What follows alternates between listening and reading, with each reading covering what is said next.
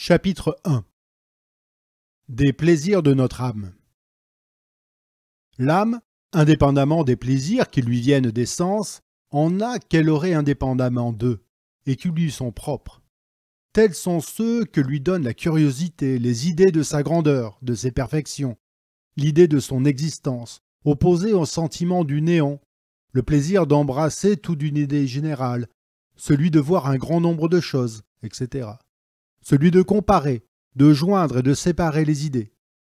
Ces plaisirs sont dans la nature de l'âme, indépendamment des sens, parce qu'ils appartiennent à tout être qui pense. Et il est fort indifférent d'examiner ici si notre âme a ces plaisirs comme substance unie avec le corps, ou comme séparée du corps, parce qu'elle les a toujours, et qu'ils sont les objets du goût. Ainsi, nous ne distinguerons point ici les plaisirs qui viennent à l'âme de sa nature, d'avec ceux qui lui viennent de son union avec le corps.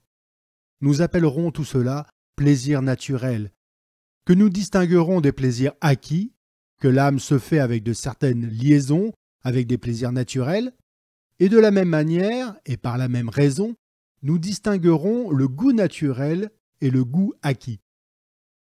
Il est bon de connaître la source des plaisirs dont le goût est la mesure.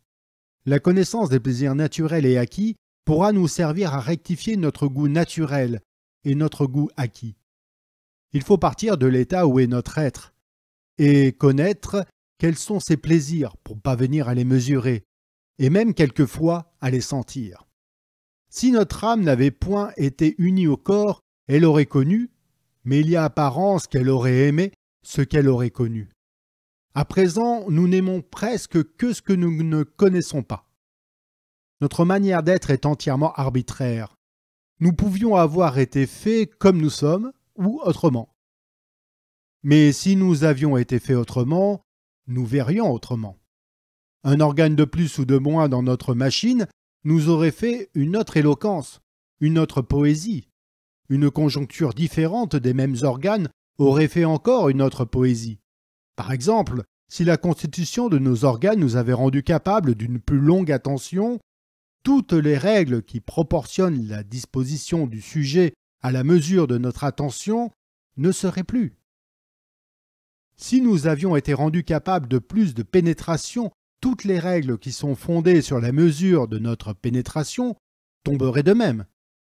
Enfin, toutes les lois établies sur ce que notre machine est d'une certaine façon seraient différentes si notre machine n'était pas de cette façon.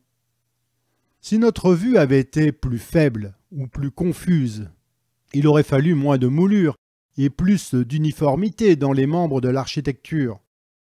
Si notre vue avait été plus distincte et notre âme capable d'embrasser plus de choses à la fois, il aurait fallu dans l'architecture plus d'ornements. Si nos oreilles avaient été faites comme celles de certains animaux, il aurait fallu reformer bien des instruments de musique.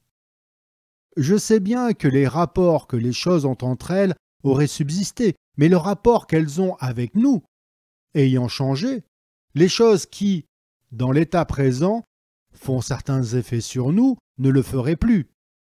Et comme la perfection des arts est de nous présenter les choses telles qu'elles nous fassent le plus de plaisir qu'il est possible, il faudrait qu'il y eût du changement dans les arts, puisqu'il y en aurait dans la manière la plus propre à nous donner du plaisir. On croit d'abord qu'il suffirait de connaître les diverses sources de nos plaisirs pour avoir le goût, et que, quand on a lu ce que la philosophie nous dit là-dessus, on a du goût, et que l'on peut hardiment juger des ouvrages.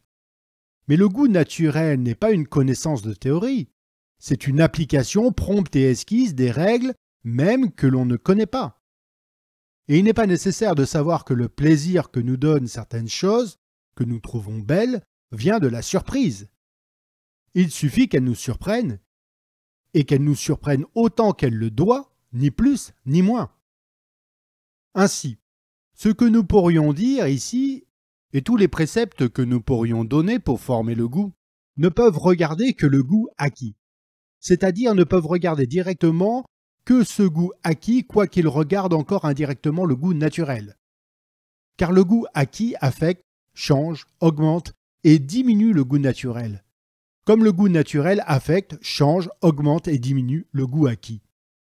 La définition la plus générale du goût, sans considérer s'il est bon ou mauvais, juste ou non, est ce qui nous attache à une chose par le sentiment. Ce qui n'empêche pas qu'il ne puisse s'appliquer aux choses intellectuelles, dont la connaissance fait tant de plaisir à l'âme. Quelle était la seule félicité de certains philosophes puissent comprendre. L'âme connaît par ses idées et par ses sentiments, car, quoique nous opposons l'idée au sentiment, cependant lorsqu'elle voit une chose, elle la sent. Et il n'y a point de chose si intellectuelle qu'elle ne voit ou qu'elle ne croit voir, et par conséquent qu'elle ne sente.